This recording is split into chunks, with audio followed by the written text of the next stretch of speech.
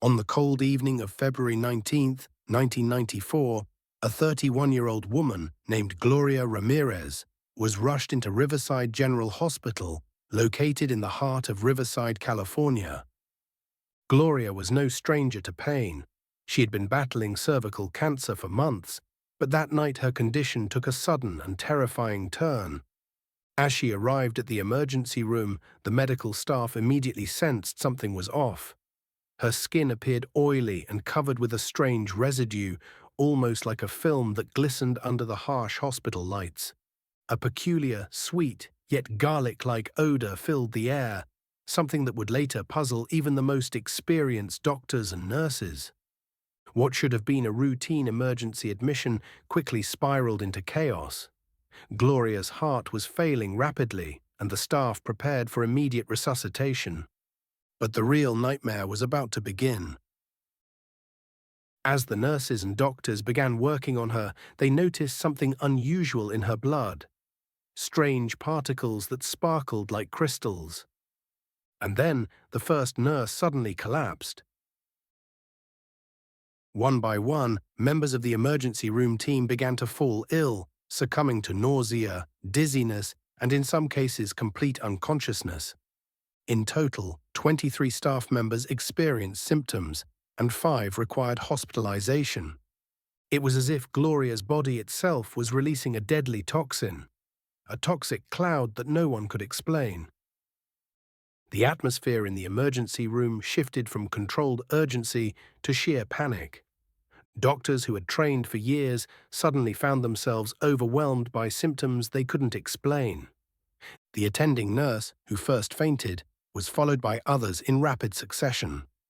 Medical equipment was abandoned mid-use, and patients who were already there had to be evacuated to other wards.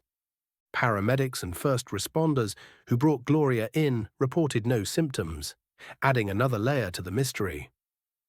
An emergency hazmat team was called to investigate, but their tests revealed no chemical hazards in the air or surrounding environment. Gloria Ramirez was pronounced dead less than an hour after her arrival, but her death was only the beginning of a baffling medical mystery. Initial media reports sensationalized the case, dubbing her the toxic woman. Was it possible for a human body to release lethal chemicals? Could Gloria have used some kind of home remedy or drug that interacted with hospital treatments in unexpected ways? Speculation ran rampant. Theories emerged that Gloria had applied dimethyl sulfoxide, DMSO, a substance commonly used as a pain reliever by some patients at the time. Under certain conditions, DMSO can metabolize into dimethyl sulfate, a highly toxic chemical. But experts debated fiercely. Why did only some medical staff become ill? Why did others remain unaffected? And why were the paramedics seemingly immune? The questions piled up without answers. A detailed investigation ensued, drawing attention from scientists, toxicologists, and the general public alike. Toxicology reports were inconclusive. No traces of dimethyl sulfate were found in the hospital air or Gloria's blood samples. Some researchers proposed that the chemical reactions might have been too fleeting or transformed rapidly, making detection nearly impossible. Meanwhile, other experts argued that the symptoms experienced by the staff could have been a case of mass psychogenic illness, a psychological phenomenon where groups of people develop similar physical symptoms without an identifiable physical cause. But this theory did not satisfy everyone. Medical records showed some staff suffered genuine physiological effects, including lowered blood pressure, abnormal liver function tests, and respiratory distress. To this day, the official explanation remains disputed. Meanwhile, conspiracy theories began to swirl. Some suggested a government cover-up. Others believed Gloria might have unknowingly carried a rare toxin, or that a previously unknown chemical interaction had occurred. The hospital staff involved gave interviews describing a scene straight out of a horror movie. Some recalled the eerie smell that seemed to linger, while others spoke of the terrifying sensation of collapsing suddenly, with no warning. The mystery captivated audiences worldwide and spawned countless documentaries, articles, and discussions online. While the media spotlight was on the mystery surrounding Gloria's death, the aftermath for the hospital staff was just beginning. Several nurses and doctors experienced lingering symptoms for weeks, some even months. One respiratory therapist reported constant fatigue and trouble concentrating long after the incident. Another nurse suffered recurring panic attacks and refused to return to the ER ever again. These weren't just imagined problems.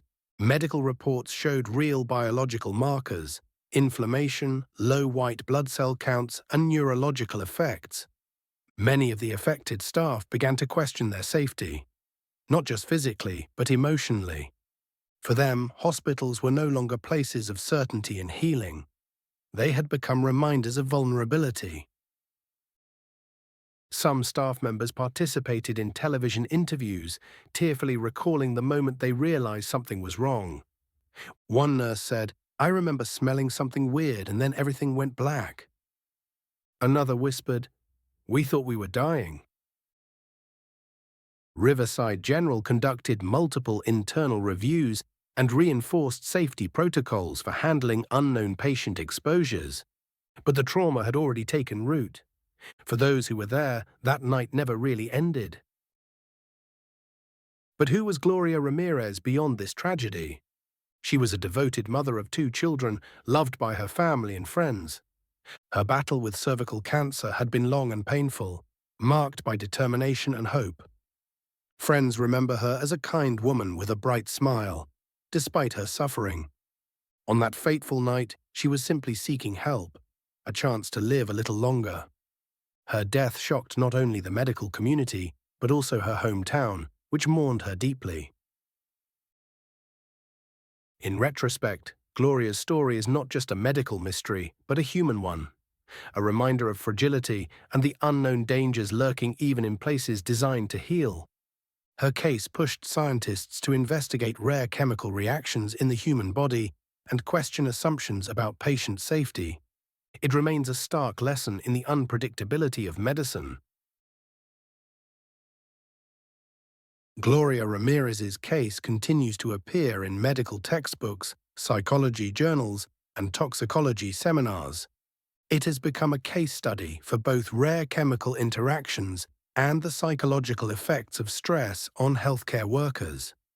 While some view it as a perfect storm of chemistry and human physiology, others see it as an example of how modern medicine sometimes fails to explain the unexplainable. The incident also sparked debates in hospitals across the US about workplace safety, emergency preparedness, and the mental health of first responders. Do hospitals have the proper training and tools to deal with unknown toxins? Are doctors emotionally prepared to face patients who may pose invisible dangers? Beyond science, the case left its mark on pop culture. It inspired episodes of medical dramas like Grey's Anatomy, podcasts, and YouTube channels dedicated to real-life mysteries. The term toxic lady has become shorthand for any patient who triggers unexplained mass symptoms. For the general public, Gloria Ramirez became more than just a patient. She became a symbol of unanswered questions. And in a world increasingly reliant on chemicals, medications, and synthetic treatments, her story remains a chilling reminder that we still don't fully understand the limits of the human body. Over 25 years later, Gloria Ramirez's story still captivates and baffles. The Toxic Woman, a nickname that echoes the fear and mystery surrounding her death.